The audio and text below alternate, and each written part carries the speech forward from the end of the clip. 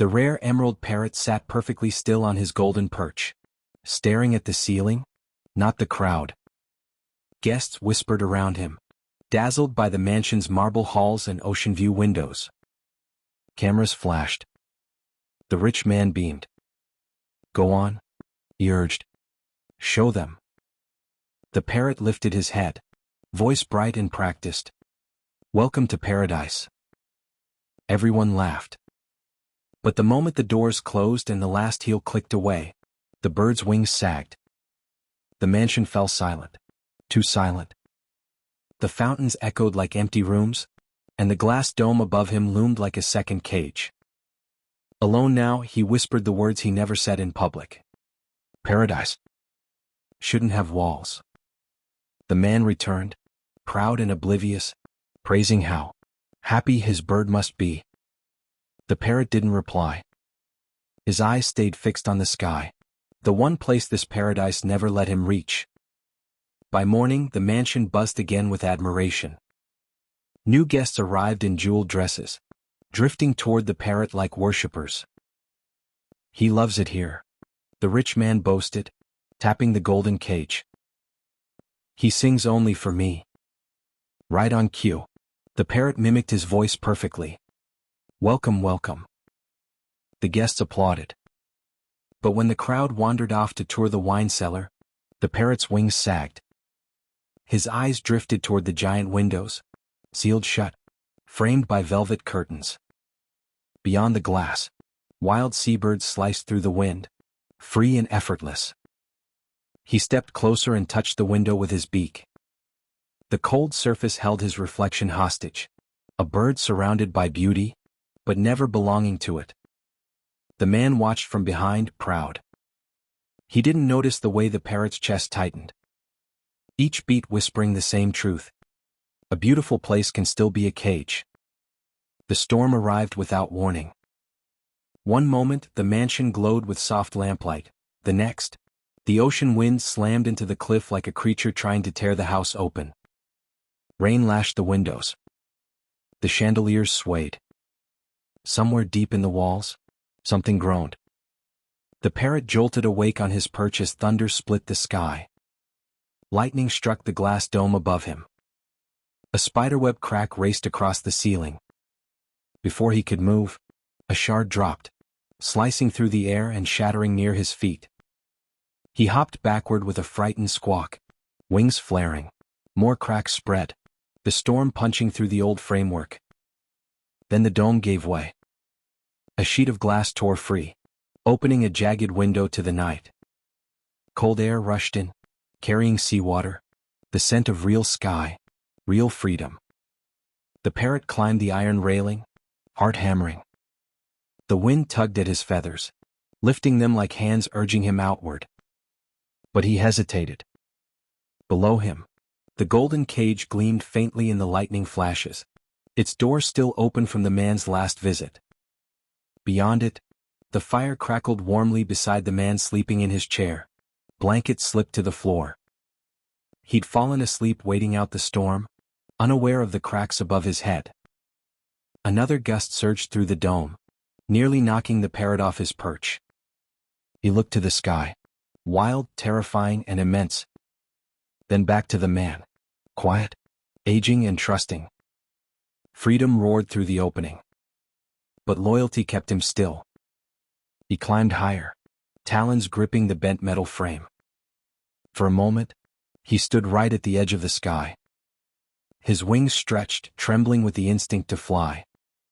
Yet he turned again, one sharp, conflicted glance at the man who had raised him, sheltered him, adored him, and unknowingly caged him.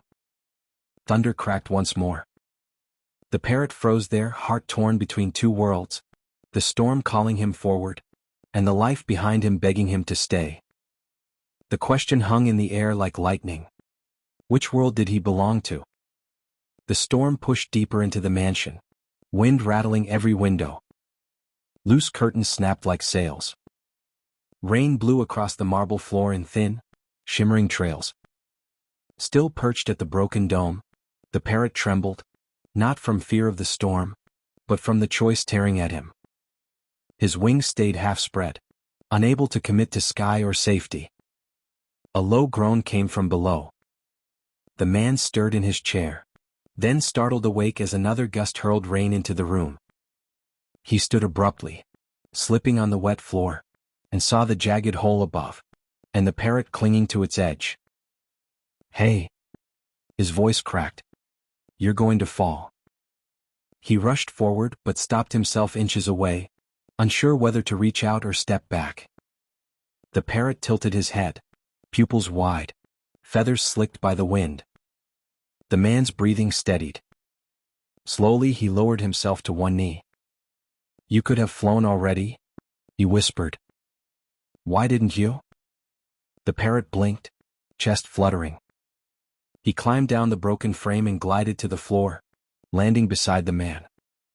Gently he nudged his foot, a gesture from when he was young. "That's why," the man murmured. "You stayed.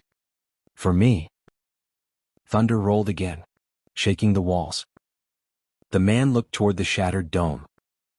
He hesitated, then crossed the room and pulled the storm shutters wide open. The full night sky spilled into the mansion, wild and roaring. He turned back to the bird. "I won't keep you here," he said softly. "Paradise isn't glass walls. I should have understood that sooner." The parrot watched him, feathers rippling in the wind. He stepped toward the open sky, then paused, glancing back. One quiet, deliberate word escaped his beak. "Thank you." The man's throat tightened. He didn't reach out. He didn't try to hold him back. He simply nodded. The parrot spread his wings, wide, brilliant, trembling with courage, and launched himself into the storm. Wind caught him instantly, lifting him high above the cliff, emerald feathers flashing in the rain. The man stood beneath the broken dome, watching him rise until the darkness swallowed his silhouette. Not escaped. Not lost but free. The mansion felt different after the storm. Days passed, then weeks. Workers repaired the shattered dome, dried the flooded floors, polished the marble again. But the house stayed quieter. Softer. As if even the walls were learning to breathe without the flutter of emerald wings inside them. The man no longer hosted grand parties. The laughter, the music, the bragging tours, all of it faded. Instead, he spent his mornings on the cliffside garden, walking slowly among the salt-washed stones, listening to the ocean crash against the rocks far below. Sometimes, at sunrise, he'd set a bowl of fruit on the balcony rail, not out of hope, but out of respect. A gesture for a friend who owed him nothing. The neighbors whispered that the parrot must have flown far away by now. "Birds like that don't look back," they said. But the man knew better. One dawn, when the sky shifted from violet to gold, a shadow swept across the glass. A soft rush of air brushed his shoulder. He froze. High above the cliffs, a shape circled, green against the rising sun. Then a familiar voice, carried on the wind, echoed through the quiet valley. "Paradise is the sky." Not rehearsed. Not mimicked but true. The man looked up, a slow smile forming, not of ownership, but of pride. He lifted a hand in greeting, though he knew the bird didn't need to land to understand. The parrot banked once in the air, wings shining, then turned toward the open horizon. His call faded with the wind, leaving only the soft roll of waves and the distant cry of wild seabirds. The mansion remained behind him, walls, domes, chandeliers. But the sky stayed wide. And for the first time, the man finally saw paradise the way the parrot always had.